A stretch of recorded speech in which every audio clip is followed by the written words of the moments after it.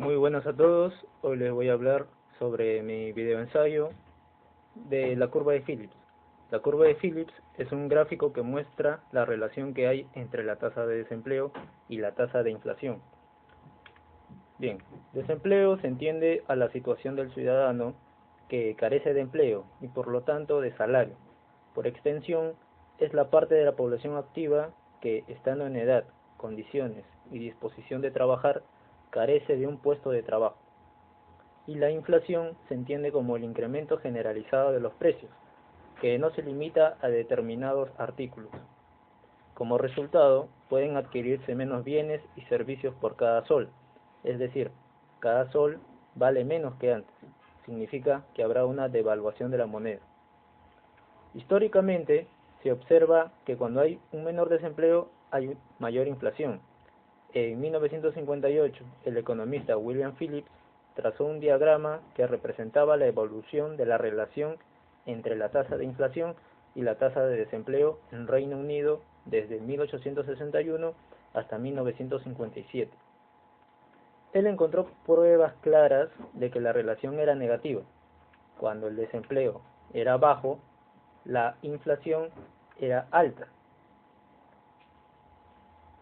Y cuando el desempleo era alto, la inflación era baja e incluso negativa. Entonces, para hacer la curva de Phillips, se coloca en el eje vertical la inflación y en el eje horizontal el desempleo. Cada punto representa una combinación entre desempleo e inflación. La curva de Phillips tendrá pendiente negativa. La explicación de esta relación tiene que ver con los salarios. Mientras menor sea la tasa de desempleo, habrá menos trabajadores buscando trabajo. Entonces, para lograr conseguir trabajadores, los empleadores deberán aumentar los salarios.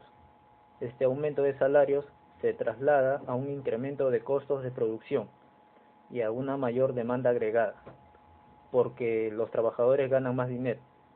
Estos dos factores ocasionarían un aumento de precios o inflación. Bien, la curva de Phillips a largo plazo.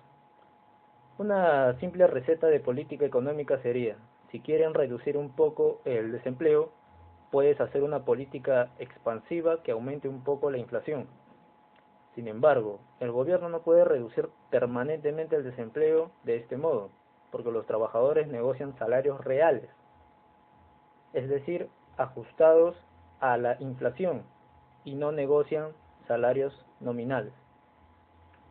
De este modo, si la tasa de inflación ha sido de, por ejemplo, un 10% en los últimos años, los trabajadores que deseen mantener su nivel adquisitivo constante buscarán aumentar sus salarios a una tasa de al menos el 10% anual. Si el gobierno decide reducir el desempleo con una política monetaria expansiva que aumente la inflación al 15%, puede reducirlo durante un corto periodo de tiempo, pero a medida que los trabajadores ajusten sus expectativas, la tasa de desempleo volverá a su nivel anterior, pero la tasa de inflación permanecerá en un 15%. Según los economistas Friedman y Phelps, la tasa de desempleo siempre tiende a acercarse a una tasa natural de desempleo en el largo plazo. En el largo plazo, esta tasa es compatible con cualquier nivel de inflación. Entonces la curva de Phillips de largo plazo es vertical, así como se ve en la gráfica en la línea color verde.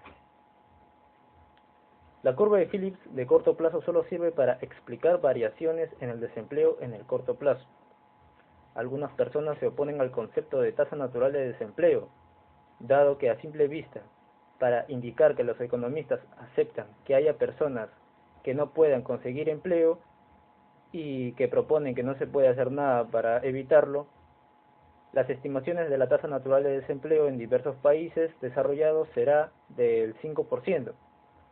Y una explicación es que en todo momento, en una economía dinámica, un primer punto, hay costos de transacción e información que impiden que los empleadores puedan encontrar rápidamente al trabajador adecuado y que los desempleados puedan encontrar rápidamente un puesto laboral adecuado para ellos.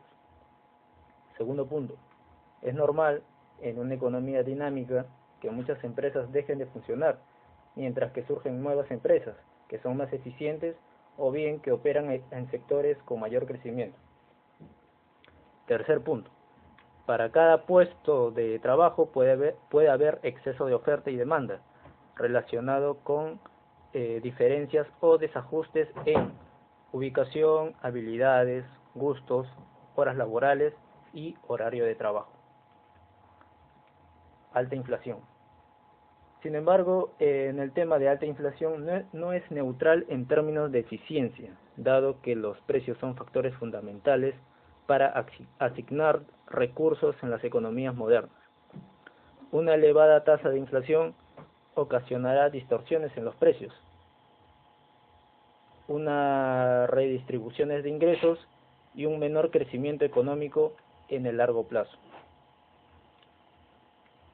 Conclusión.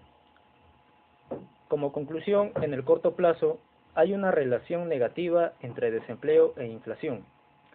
La curva de Phillips permite visualizar esta relación en un gráfico. En el largo plazo, las economías eficientes, la tasa de desempleo tiende a estar a un nivel cercano al 5%, independientemente de la inflación, salvo que la inflación sea tan elevada que ocasione costos en términos de eficiencia. En sí, la curva de Phillips deja ver claramente que es imposible alcanzar la plena ocupación y al mismo tiempo tener los precios estables, es decir, sin inflación. Muchas gracias.